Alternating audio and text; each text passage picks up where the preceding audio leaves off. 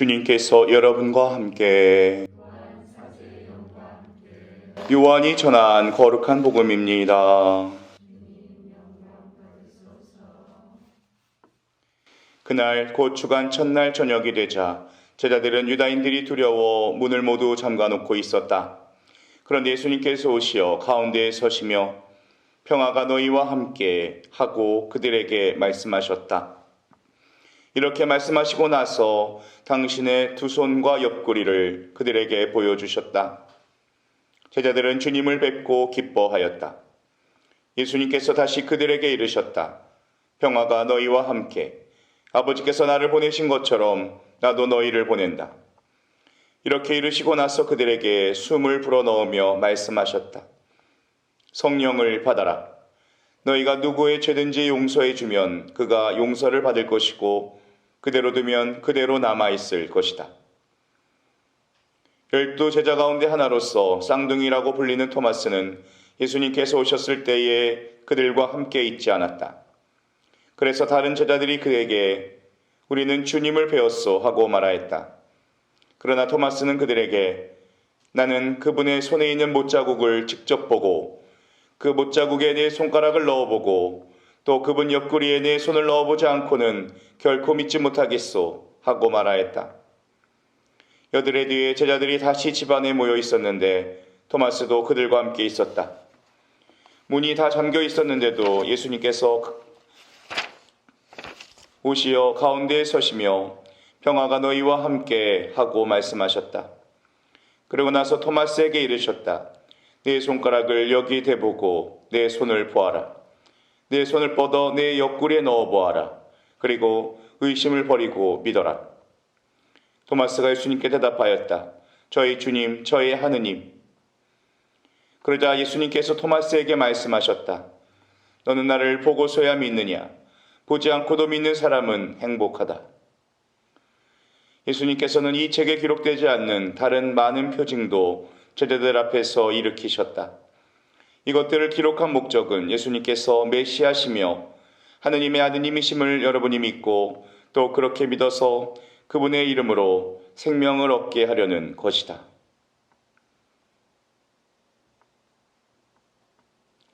주님의 말씀입니다.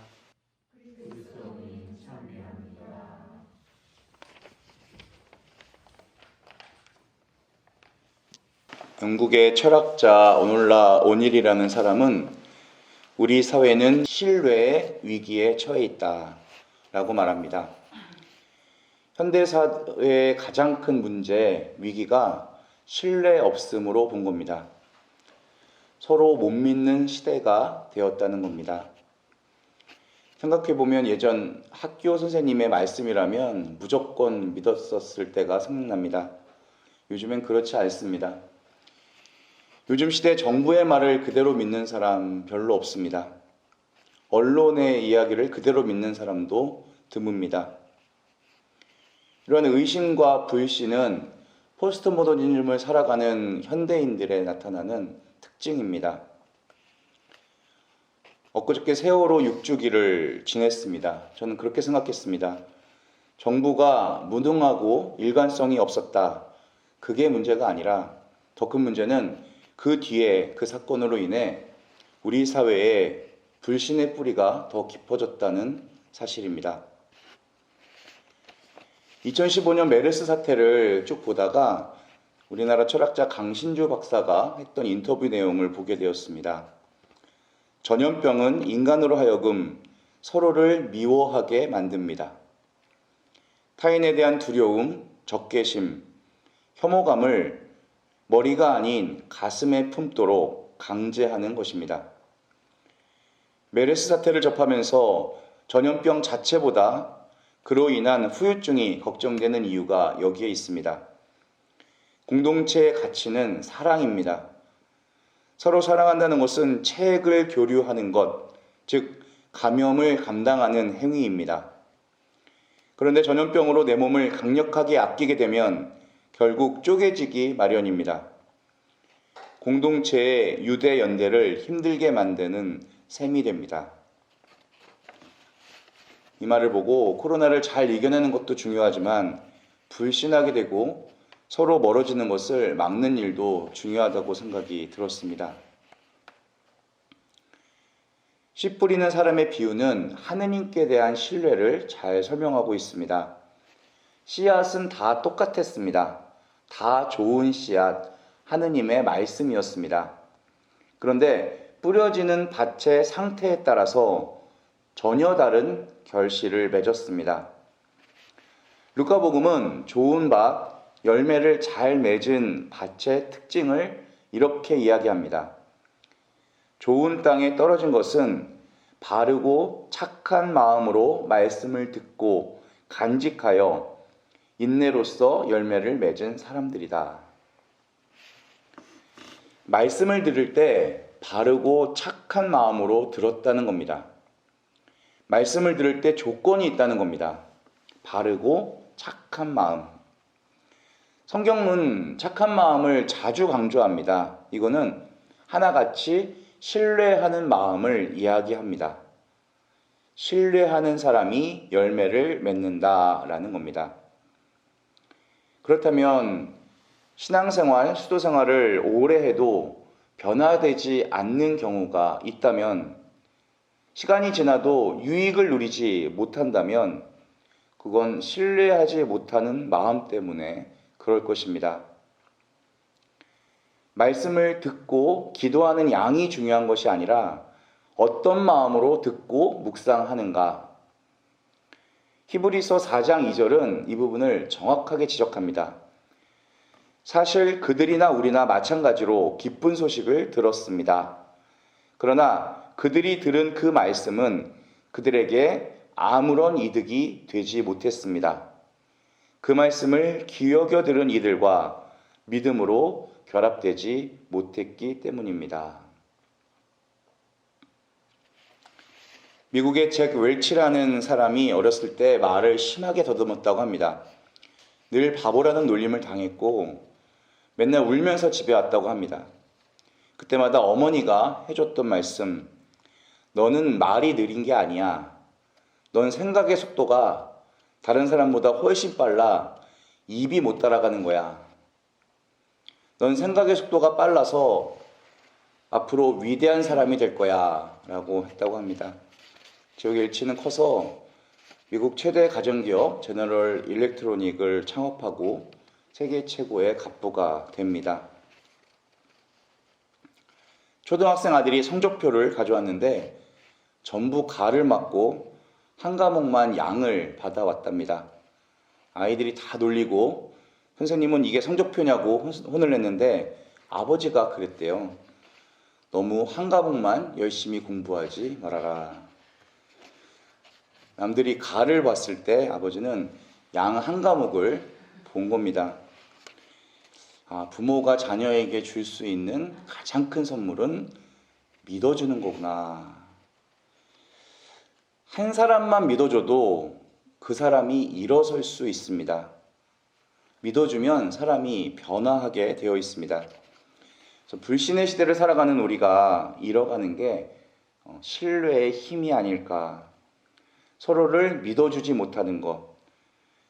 분석하고 평가하는 것은 익숙하지만 신뢰에 약한 겁니다. 냉철한 분석과 평가가 사람을 살리는 것이 아니라 믿어주고 사랑해주는 것이 사람을 살리는 것입니다. 신앙도 마찬가지입니다. 하느님께서 우리에게 바라시는 것은 믿어달라는 겁니다. 내가 은총도 주고 구원도 줄 테니 믿으라는 겁니다.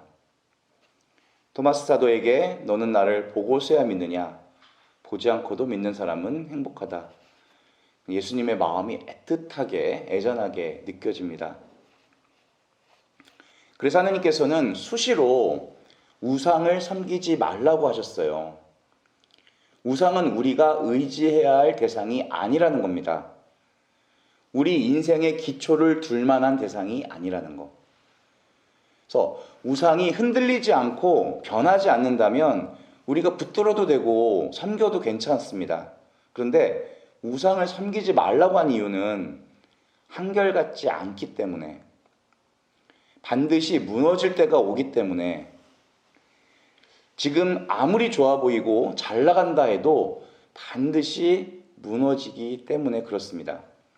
그래서 우상 숭배자는 우상이 흔들릴 때 같이 흔들리게 되어 있습니다. 그렇다면 우리 믿음 안에 굳건해지기 위한 전제가 있을 것입니다.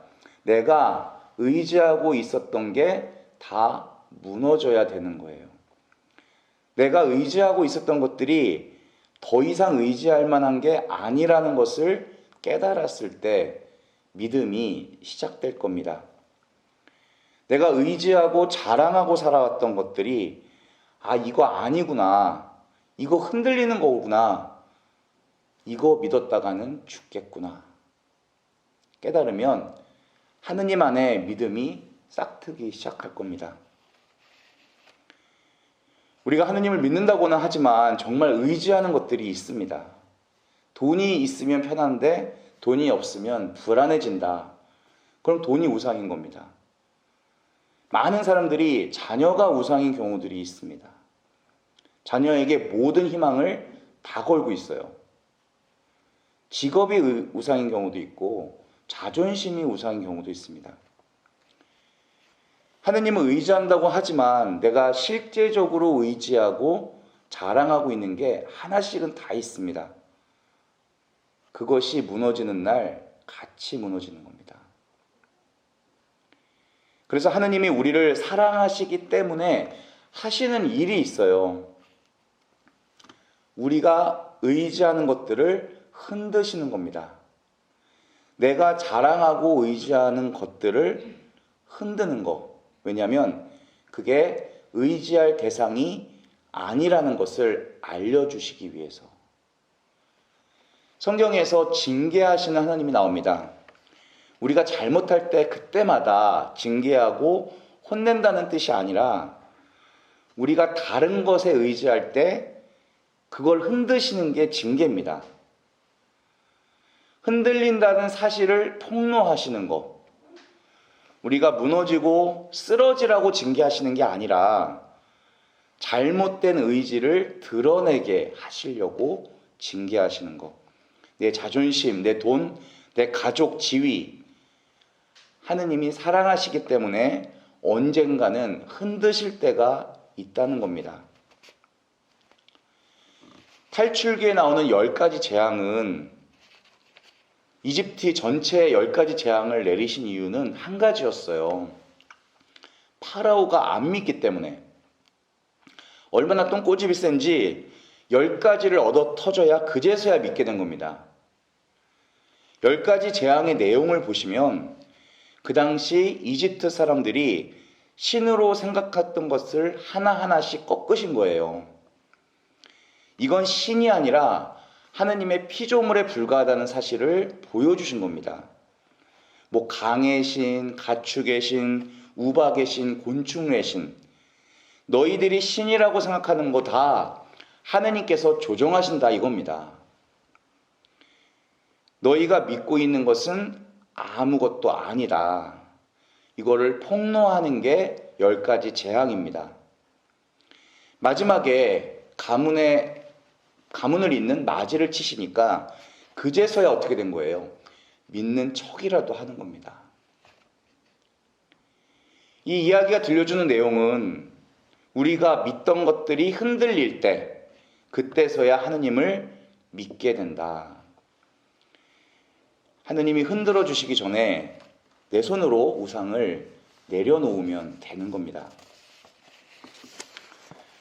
윤리학자이면서 철학자인 존 커버너프라는 사람이 있었습니다. 이 사람이 큰 고민이 있었는데 그걸 해결하기 위해서 누굴 찾아갔냐면 마더 데레사 수녀님을 찾아가요. 캘커타를 갑니다. 수녀님 말씀하세요. 제가 뭘 위해 기도해 드릴까요? 커버너프는 저는 지금 제 삶에 대한 명확한 답을 찾고 싶습니다. 그것을 찾도록 기도해 주십시오. 수녀님 말씀하십니다. 확실한 답, 그것은 당신이 찾아야 할 것이 아니라 놓아야 할 것입니다. 확실한 답은 한 번도 우리에게 있어 본 적이 없습니다. 따라서 그걸 찾게 해달라고 기도할 능력이 저에겐 없습니다. 하지만 제게 있는 것이 있습니다. 그것은 하느님께 대한 신뢰입니다. 당신의 신뢰를 위해 기도해 드리겠습니다. 우리가 능력 있는 삶을 살기 위해선 해답이 필요한 게 아니라는 말씀입니다. 신뢰가 필요하다. 우리를 일으켜 세우는 것은 명확한 답이 아니라 하느님께 대한 신뢰이다. 아브라함이 믿음의 조상이 된 이유는 하느님의 말씀을 그냥 다 믿어버렸기 때문입니다. 아비집 떠나라. 너 자손들이 별처럼 많아지게 할 거다.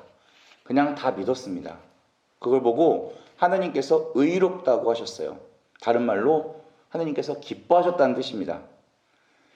하느님이 가장 기뻐하실 때는 우리가 믿어드릴 때입니다. 사람만 믿어도 그 사람을 살리고 세우는데 우리가 하느님을 믿는다면 우리 인생을 어떻게 바꾸어 놓으실지 우리 능력의 모습이 될 겁니다. 믿으면 어떻게 되는지 오늘 복음의 끝에 나옵니다. 이것들을 기록한 목적은 예수님께서 메시아시며 하느님의 아드님이심을 여러분이 믿고 또 그렇게 믿어서 그분의 이름으로 생명을 얻게 하려는 것이다. 믿으면 생명을 얻는다는 것입니다. 생명을 얻는 부활 2주간이 되었으면 좋겠습니다. 아멘. 주 앞에 나가 내가 사랑했던 모든 것 내려놓고 주님만 사랑해. 내가 주인 삼은 모든 것 내려놓고 내 주 대신 주 앞에 나가 내가 사랑했던 모든 것 내려놓고 주님만 사랑해. 주 사랑 거친 풍랑에도 깊은 바다처럼 나를 잠잠케 해. 주 사랑 내 영혼의 반석 그 사랑 위에 서리.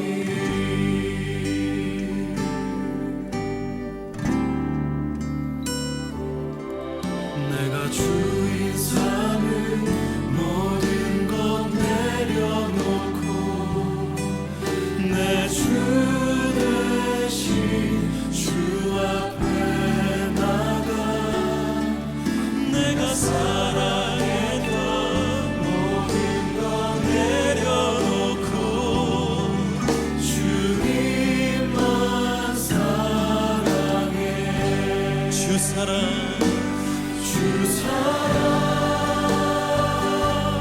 거친 풍랑에도 깊은 바다처럼 나를 잠잠케 해.